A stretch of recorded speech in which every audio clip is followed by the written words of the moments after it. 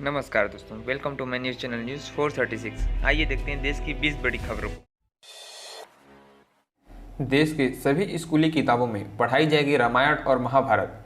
NP भी कर रहा पाठ्यक्रम में बदलाव। बता देगी राज्य शैक्षिक अनुसंधान और प्रशिक्षण परिषद एनसीईआरटी की उच्च स्तरीय समिति ने सामाजिक विज्ञान की पुस्तकों में रामायण और महाभारत जैसे महाकाव्यों को शामिल करने की सिफारिश की है। समिति के अध्यक्ष CI आइजैक ने मंगलवार को इसकी जानकारी देते हुए कहा कि कक्षा 7वीं से 12वीं के विद्यार्थियों को रामायण और महाभारत पढ़ाना महत्वपूर्ण है, क्योंकि किशोरावस्था से ही विद्यार्थी अपने आत्मसम्मान, देशभक्ति और राष्ट्र के गौरव का निर्माण करते हैं। लोकसभा चुनाव के पूर्व चुनाव से पहले नए दल की एंट्री, बुंदेलखंड राज्य बनाने की उठाई मांग। बता दें कि लोकसभा चुनाव 2024 से पहले यूपी में एक नई पार्टी राजनीतिक दल की एंट्री हो गई है। इस पार्टी को यूपी के पूर्व DGP सुरखान सिंह ने बनाया है। इस पार्टी का नाम बुंदेलखंड लोकतांत्रिक पार्टी है और इसने बुंदेलखंड राज्य बनाने की मांग उठाई है। उन्होंने यूपी और MP के 15 जिलों को मिलाकर नए राज्य की मांग की है। इसमें यूपी के 7 जिले तथा मध्य प्रदेश के 8 जिले हैं।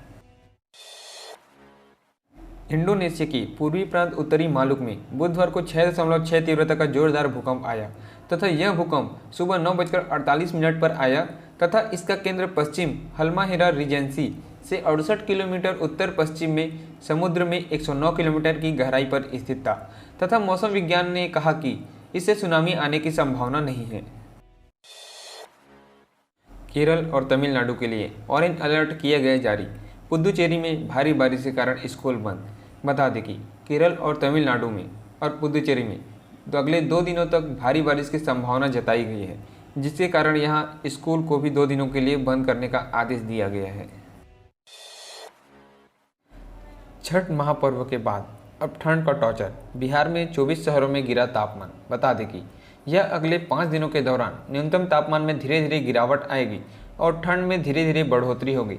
पिछले 24 घंटों के दौरान पटना समेत 24 शहरों के न्यूनतम तापमान में गिरावट दर्ज की गई है। इसके साथ ही भागलपुर के बांका में न्यूनतम तापमान 14.2 डिग्री सेल्सियस तथा वहीं मंगलवार को पटना का न्यूनतम तापमान 0.8 डिग्री सेल्सियस की गिरावट के साथ 17.6 डिग्री सेल्सियस दर्ज किया गया है। अगर आपके खाते में अभी तक जमा नहीं हुई 15वीं किस्त तो तुरंत करें यह काम। बता दें कि हाल ही में 15 नवंबर को जारी की गई 15वीं किस्त से 8 करोड़ से अधिक पात्र किसानों को लाभ हुआ है। हालांकि कुछ किसानों को अभी भी यह किस्त नहीं मिली है, जिससे किसान परेशान रहते हैं। इसकी सहायता के लिए हेल्पलाइन नंबर 155261 पर कॉल करें तथा अब इसके साथ ही eKYC पूर्ण करें तथा भूमि अभिलेखों का सत्यापन करें तथा फॉर्म की त्रुटियों को सुधारें। दिल्ली NCR में एक बार फिर हवा हुई जहरीली, जाने अपनी जगह का लेवल। बता दें कि दिल्ली के अधिकतर क्षेत्र में बुधवार सुबह 6 बजे के करीब AQI 400 के पार पहुंच गया। केंद्रीय प्रदूषण कंट्रोल बोर्ड CPCB ने कई इलाकों के आंकड़े शेयर किए हैं। आपको बता दें कि अशोक विहार में AQI 405, major Dhyanchand national stadium में AQI 404, जहांगीरपुरी में AQI 428 तथा द्वारका सेक्टर 8 में 403 तक पहुंच गया है तथा राजधानी में सुबह 6:30 बजे करीब इंडिया गेट पर धुंध की चादर देखने को मिली। दिल्ली NCR में फिर मौसम लेगा करवट, नए पश्चिमी विक्षोभों से बने बारिश के आसार। बता दें कि IMD के वैज्ञानिक डॉक्टर सोमा की माने तो एक कमजोर पश्चिमी विक्षोभ आने का आसार है। हम 24 से 25 नवंबर के नज़दीक उत्तर पश्चिम भारत के क्षेत्रों में मौसम बदलने की उम्मीद कर सकते हैं। ताज़ा पश्चिमी विक्षोभ के कारण उत्तर पश्चिम भारत के मैदानी क्षेत्रों में बादलों की आवाजाही देखी जा सकती है तथा उत्तर पश्चिम भारत में क्षेत्रों में मौसम बदलने की उम्मीद है तथा दिल्ली का हल्का और मध्यम श्रेणी का कोहरा भी देखा जा सकता है। इजराइल ने 4 दिन के युद्ध विराम को दिया ग्रीन सिग्नल तथा हमास करेगा बंधकों की रिहाई। बता दें कि इजराइल और फिलिस्तीनी आतंकी संगठन हमास के बीच 7 अक्टूबर को शुरू हुए युद्ध को 1 महीने से भी ज़्यादा का समय हो गया है तथा दुनिया भर के कई देश इस युद्ध पर विराम लगाने की मांग उठा रहे हैं। अब इजराइल और हमास के बीच एक बड़ी डील हुई है, जिससे कई लोगों को कुछ दिन के लिए युद्ध से राहत मिलेगी तथा 4 दिन के युद्ध विराम के लिए हमास भी इजरायली बंधकों को रिहाई करेगा।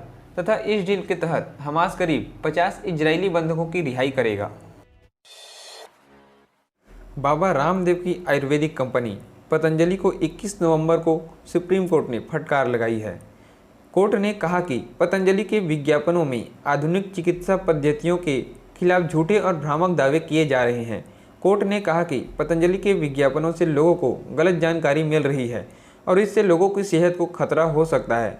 कोर्ट ने पतंजलि को भविष्य में इस तरह के विज्ञापनों से बचने की चेतावनी दी है।